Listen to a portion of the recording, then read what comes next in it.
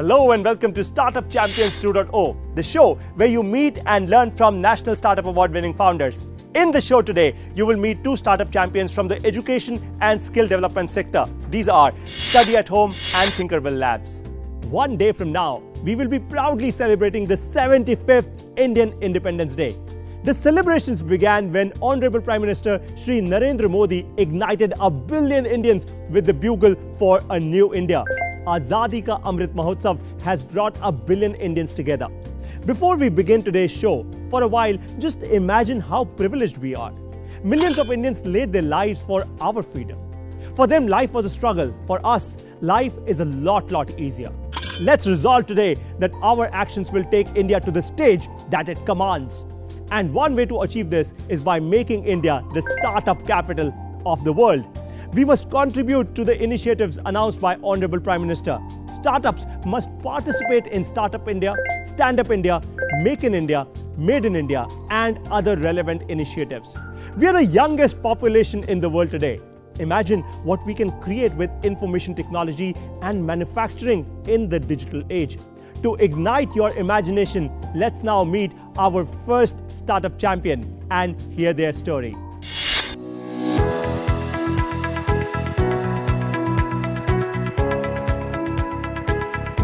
Actually, since I qualified CA, I had been in teaching profession.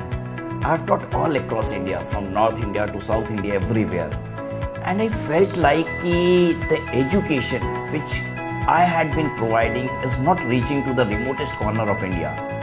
And the affordability of that education is even very high, which is not accessible to those people who are not well off. This made me feel that I need to do something which can make this education reach everywhere, is made available for all. And there I thought, let's drop all this and come for a vision of educating our Bharat, which is basically 90% of our country. And then I started this edtech startup, Study at Home, in 2018. Most of the edtech companies which are operating here in India are focusing only on English education. And you know, we live in a country where we have 90% Bharat and just 10% India.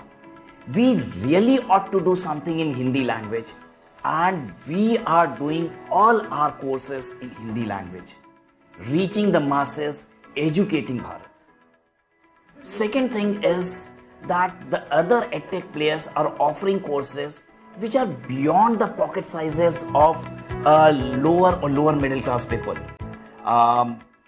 The country is such that we have 57% population earning less than 10,000 per month. Will they be able to afford the courses which is being offered by other edtech players? Obviously no. And there comes Study at Home into picture, offering courses at a price which is nearly 1/3 of the price being offered by other edtech players. Our journey had been tremendously growing, and we did it in a short span with right people, right choices, and right technology. Raj and Tripti, welcome to Startup Champions 2.0. The first thing that I want to really understand from you is, what is the TAM, the total addressable market, or the size of the problem that you're solving in India or in Bharat?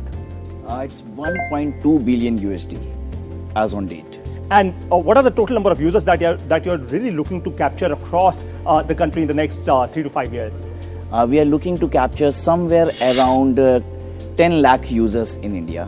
Fantastic. So when you started this venture, did you actually put in your own money, or did you begin with external funding? How did funding really happen for you guys? No, we started with our own fund, and in fact for next 3 years it has been always bootstrapped, and then we went for first angel round after 3 years of time. But by God's grace and maybe the quality of our video lectures, we didn't even only generate revenue, we were in profits in the very 5th year of incorporation. Very interesting. So, what have really been your growth numbers till date? So if you could share with us the last year's growth numbers in terms of revenue.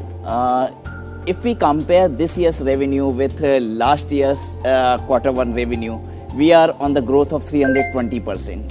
Very interesting. And, you tend to be teaching all of your students in India or in Bharat, as you say, via video lectures. Am I right? Absolutely. Interesting. So, and these are recorded videos. Right. But what if your students have any doubts? How do they clear these doubts with you?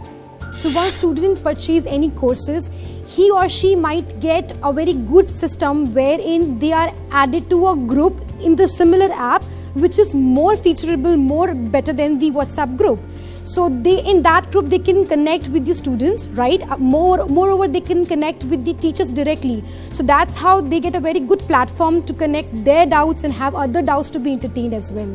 You know, one thing that I really liked about your product was when you guys say that your product can be used without the internet. Now, tell me more about it, because I do understand while we have so much more mobile internet subscription and spreading in India, but you say that without internet people can actually access videos on your app. How does that happen? See, accessibility and affordability of internet is really not available all across India. If we really see the remotest corner of India, we won't find people have a sufficient bandwidth to use internet. So we have come up with a solution which doesn't require internet connectivity. And the solution is basically encryption and decryption technology. The video lectures are encrypted, which can be played by a decryptor without using internet.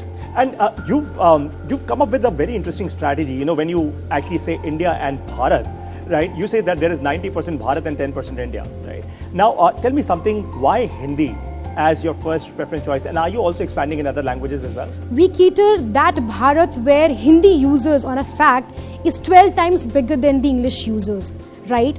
We live in a country where people are born to an extent where the availability and accessibility to resource is not available to a greater extent.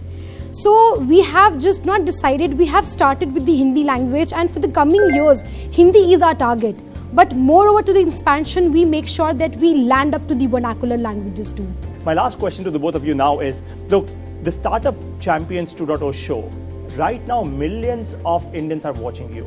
What is your message to them? Because you started up early, you've seen failures, you've seen some level of success as well, and now you're looking at growth from here. So what's your message to all of them? We have one life. Let's do something which doesn't make only our known ones proud, but in fact the entire Bharat. Very interesting. Tripti, you're a woman entrepreneur. What's your message to so many more women who might be watching this episode right now? Now it's the sufficient time we're talking about the women empowerment. Our women in the country are empowered enough to break the odds. It's time for women to lead the stage. It's time for women to stop breaking the things that has already been catered. We are here for the leadership. Stop the empowerment thing and just lead wherever you go. Love That's that. the only message. Fantastic. On that note, you heard Raj and Tripti, and now we will summarize this entire session, the top 3 learnings from this session. If you want to take a screenshot of it, do it right away, because I'm going to quickly summarize the session for you. Number 1, solve the right problem for your users. Do you think I'm going right here? Right. Absolutely. Number 2 is make your solution affordable and accessible to a large mass of people, especially when you're doing business in India. And number 3, localization is important on the internet to capture the longest long tail market. This is exactly what Raj and Tripti, you guys have done, right? You've actually captured the longest long tail of Bharat. Indeed. Right? And this is exactly what you are going to do in future as well, or are you looking at expanding Yes. outside of India too? No, our mission as on date is exactly the same. We need to cater the 90% Bharat, and this is sufficient enough, right? So we are focused on to that, and once we have finished our target, right, we may expand even outside India. Very interesting. Good luck to the both of you. On that note, it's time to take a short break, but don't go anywhere. On the other side, you will meet a brilliant startup whose innovation has been praised even by the Honorable Prime Minister Shri Narendra Modi. When you miss the chance to learn, you miss the chance to earn. Don't go anywhere. I'll see you on the other side.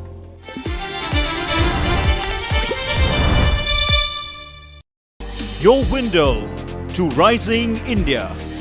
India's voice on global platforms. Latest news from India and around the world. In-depth analysis of global headlines. Watch DD India in your country. Available for downlink in all Southeast Asian countries. STTV broadcast is available through the satellite GSAT 17 at 93.5 degrees east. HDTV broadcast is available through the satellite GSAT 10 at 83 degrees east. For technical details, scan here. Switch to DD India now.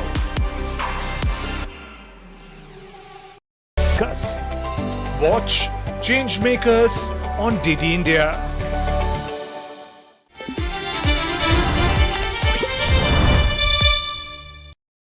Welcome back to Startup Champions 2.0. Now imagine that I am visually impaired. Imagine the fact that I cannot actually see like a normal person can. Try and feel it with me. Close your eyes right now and try and realize that you can't read much. You can't locate things. You can't really figure out what's happening in your life.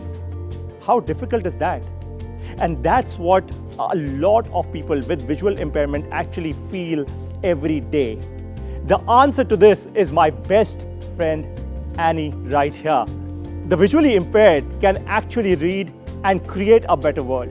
Let's now hear the story of our second startup, Tinkerbell Labs.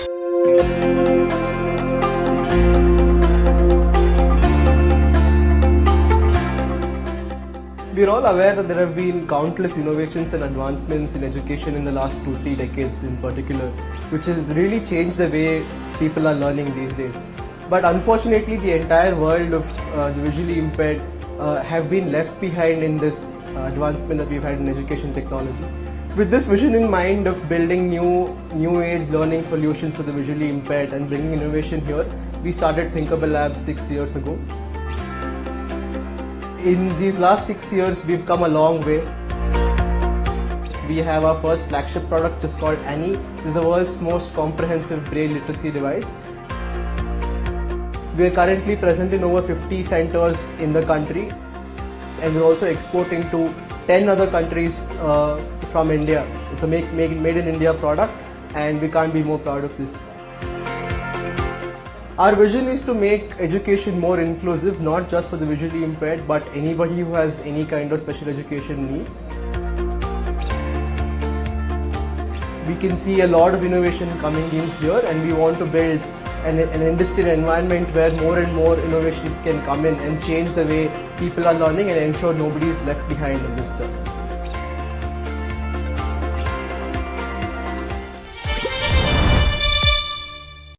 So Sanskriti and Dilip, welcome to Startup Champions 2.0. Thank you. Thank you. Pleasure to be here. Fantastic. I'm very, very excited about not the both of you, but my best friend Annie. How does Annie fundamentally create a better lifestyle for them? What is it that you solve for them? Annie solves the problem of low braille literacy. It is an inclusive education device that helps anyone teach braille. First you learn by touching, like you learn with the large dot combinations, you learn all the letters, then you have to develop the tactile sensitivity with your fingertips. So I've been in this field for more than 8 years, but I still can only sight read braille. Like if I close my eyes, I won't be able to touch read braille because it takes a tremendous amount of practice. And so Annie becomes a child's learning companion. There's also a bunch of other innovations our team has done in engineering with respect to braille writing and the kind of software ecosystem that powers Annie and actually makes it the go-to inclusive learning tool. How did you literally just put this all together into a product? So we actually started while we were in college from Bitspilani, Goa. When we were studying there, we started working on this product. So once we graduated from there, we immediately moved to Bangalore and we incorporated Tinkerbell Labs. We were very fortunate to have friends and family believe in us at that point in time. So we raised some money from them, and we also participated in a lot of business plan competitions which gave us prize money and grants, which kept us going. So it also gives a lot of exposure and opened new doors for us. So that's how we started and funded our company in the beginning stages. So how long did it take for you guys to actually go from an idea to an actually manufactured product stage? Well, it took about 4 years. Easy. Yeah, I think 2014 was the first when we conceived the idea. 2018 was our first commercial launch. Of course, in between that time, Annie went through about 6 different iterations, major iterations. countless minor iterations. And all of them had a lot of field trials that we did in multiple schools, different resource centers, rehabilitation centers. Then finally in Ranchi was our first commercial launch in 2018. How did you get your first customer? In the first year of a company, we were going to every B-plan competition available just to ensure there's cash in the company. And I had gone to this startup pitch competition in Kolkata, and one of the jury members there happened to be an IAS officer. And even before the pitch was over, he started asking questions like, where in India is this product? What kind of backing do you have for this data? And when I did answer all the questions, he said that I want Ranchi to be the first city in India to have an Annie Smart class. That's how we got our first customer. Now, you tell me something. Look, you guys are fundamentally problem solvers. A lot of people want to be founders because it is jazzy. It is so cool to be a founder nowadays, right? But what would you want them to really learn? How hard is it? How tough is it? What sort of frustrations do you really go through to finally build something like this and then get all the awards and accolades that you are now getting? I think the first thing would be to sort of get rid of the script of success. There's no one blueprint of success that you have to follow, and for that you'll just have to look for self-confidence within you. I think that's the biggest learning to be a founder. People say, oh, you do this, you're successful, you do that, you're successful. You have to get rid of that belief system to actually take the leap. I mean, you get into it knowing there are going to be tough days. It's not always a very sunny day out there, right? So there are going to be rainy days, and it's that belief that you will bounce back no matter how deep you fall. So I think that's what's kept us going. We have the privilege of having 4 of us co-founders, so we've had days where some of us are low, but the other people try and make up for it. So we've kept that going. So having a great team is always very important in ensuring you go the distance. How have you now structured your organization? So for all of our viewers to really understand, as you're growing as a company, how's your company structured now? So I think when you start out, everyone is doing everything because it's a game of survival. And as the company grows, it's so important to sort of articulate who is responsible for what. And also that's a very dynamic exercise that you have to sort of build the muscle for. And fortunately, since we started off with 4 founders, I think that's a muscle we built early on. And I'd really like to thank one of our lead investors and advisors who very early on just sort of drilled this in our heads that when you're working with 4 decision makers, you have to learn to disagree but commit. So the framework for all of you is disagree but commit, right? That's yes, important one. Absolutely. Okay, my last question to the both of you is, now that millions of Indian youth are actually watching you on this show today, what's your message to them? So I would say wherever possible, try and look beyond the mainstream. So we will see a lot of unlimited opportunities there. And we need to have the belief that we can create categories. It's not just the mainstream. India is known for services and BPO. It's not just that. There are a lot more opportunities out there for us. So we can be category creators. We can lead the way for the rest of the world. And I mean, there are a lot of people who are doing it in India already. We can look up to them for inspiration, and we can do the same. Well, I don't think my experience is very representative of women founders in this country. I've been incredibly privileged, to be supported by my family, my families. Both my mother and mother-in-law are doctorates, they're career women, and so they implicitly support me in being my most ambitious self. So the world is changing, India is changing, and of course, I think you guys are solving a very, very pertinent and a very relevant problem. All the very best to you. Thank you. To ensure that you enable and empower so many more people with vision beyond the vision. Thank you so much. Fantastic. On that note, now for all of you, I will summarize the top 3 learnings of this entire session with Sanskriti and Dilip. Number 1, solve the right problem for your customers or your users. Important is the right problem. Number 2 is make your solution affordable and accessible to your users, because if you don't, nothing is going to work anyways. Number 3, innovation takes time. Remember that. But the intellectual property that you own has phenomenal value, and it keeps you way ahead of your competition. Remember that. What they've created is intellectual property. This, Annie, is intellectual property. This is what will actually build their value and valuation, right? And this is what will help them solve problems at scale. So remember that if you are looking to become a product company like Annie, of course, ensure that you keep that patience and build great intellectual property. It's time now to take a short break, but don't go anywhere, because Up next is Q&A, questions and answers. So your questions and answers will be given by the startup champions. And of course, ensure that during this break, you don't while away time. Go to social media and talk about StartupChampions 2.0 with the formal hashtag StartupChampions2. I will see you on the other side of this break. 8 p.m. only on DD India. Your window to rising India. India's voice on global platforms. Latest news from India and around the world. In-depth analysis of global headlines. Watch DD India in your country. Available for downlink in Central Asian countries. STTV broadcast is available through the satellite GSAT 17 at 93.5 degrees east. HDTV broadcast is available through the satellite GSAT 10 at 83 degrees east. For technical details, scan here. Switch to DD India now.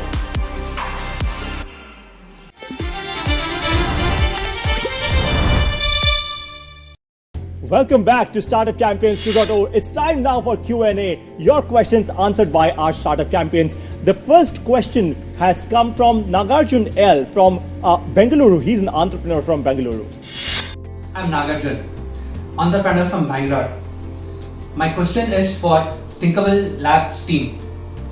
How big is your team and how have you designed your organization to be lean and efficient? All right. Thank you for the question, Nagarjuna.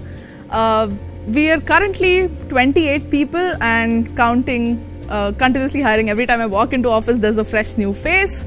And all that's really exciting. But I think what's key in terms of growing your organization is having your core values and core principles set straight, because the challenges you will face as a team will change every single day in a fast-growing startup. But the values that keep you together will ensure that you grow. So we were 8 people this time last year. We're 28 today, and hire people who share the same core values as you. That would be my answer. Fascinating. Thank you so much. The second question has come from Shivaditya Purohit. He's an entrepreneur from New Delhi. Hi, I'm Shivaditya Purohit, a holistic health and well-being professional and entrepreneur from New Delhi. My question is for study at home team. Usually the edtech companies have a very low course completion rate. What is the percentage for you? Tough question. So usually, the course completion rates for edtech companies are very, very low. How is it for you? What's the key core numbers?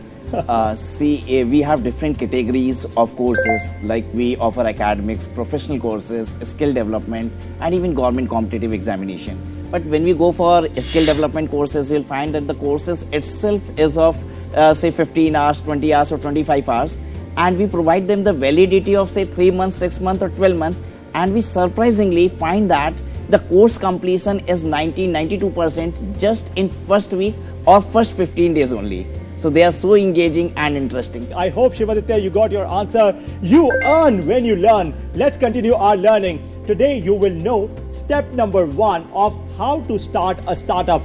Guys, this is going to be very interesting. We are actually telling our audience steps from 1 to 26 in every episode on how to actually start a startup. Oh, right? That's amazing. So let's see if you guys agree to it. So step number 1 is going to be the idea. Now, a lot of founders actually, in their early stages say, is my idea good or bad? That's what you're going to learn today. So how to evaluate that your idea is good or bad? The framework that you're going to get today is called the Fire Stick versus TV remote framework. I'm sure a lot of you have actually seen the TV remote, right?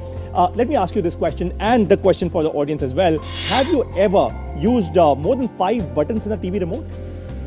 But you have, is it? No. No, I'm sure. That's because I believe I have not much used TV at all. But there are over about 30 buttons, right? Right. Now the interesting part is none of us has actually used more than 5 buttons. But on the Fire Stick, there are just about 5 to 6 buttons, and everybody can use it. So realize the fact that this is exactly what you need to create for your product or your solution.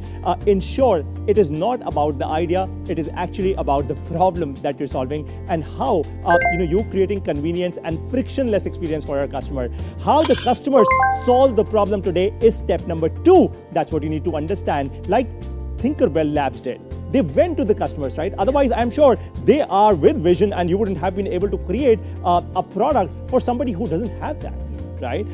Number 3 is make your solution accessible and affordable. Once again, like both our startup champions actually did, this is what you need to understand in terms of this framework. If you use these 3 important steps of how to start a startup to evaluate your idea, chances are extremely, extremely high that you will not be part of the 99% of the startups that actually fail within the first 1 year of operations in India. On that note, leverage learnings from this show to start your startup, or you can do one thing. You can connect with all of our startup champions here and actually, who knows, get hired in their company and be their passionate employees, right? In the next episode, you are going to meet champions from the health and wellness industry. Send your reactions to us by sharing your videos on social media with the hashtag #StartupChampions2 and on the email ID which is on your screen right now. Till then, stay hungry and stay foolish. Keep watching Startup Champions 2.0.